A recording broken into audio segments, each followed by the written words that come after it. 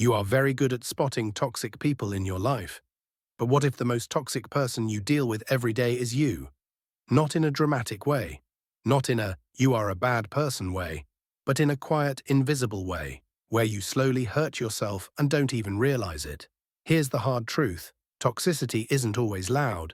Sometimes it's silent. You are toxic to yourself when your mind feels like an enemy, not a teammate.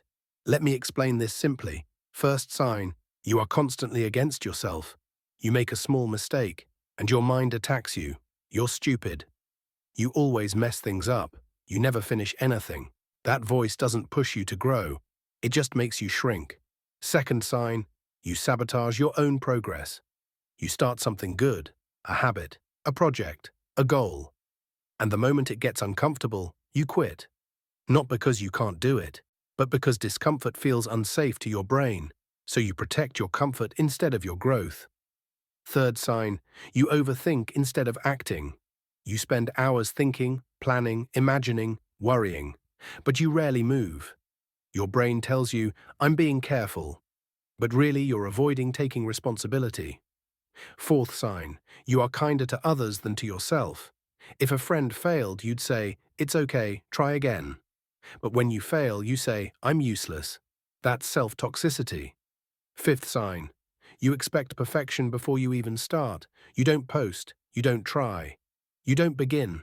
Because your mind says, if it's not perfect, don't do it at all. That sounds disciplined, but it's actually fear disguised as standards.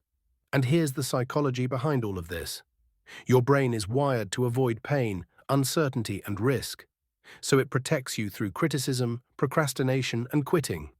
It feels like thinking, but it's actually self-sabotage. You are not your enemy, your brain is just scared. Real growth doesn't start when you become better, it starts when you stop being toxic to yourself. Not by forcing positivity, but by treating yourself with the same patience you give others.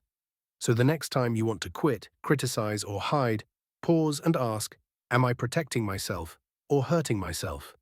If this made you think even a little, you're already becoming more self-aware than most people. And if you want to keep having these honest, uncomfortable but meaningful conversations, subscribe and stay with me. We're figuring this out together.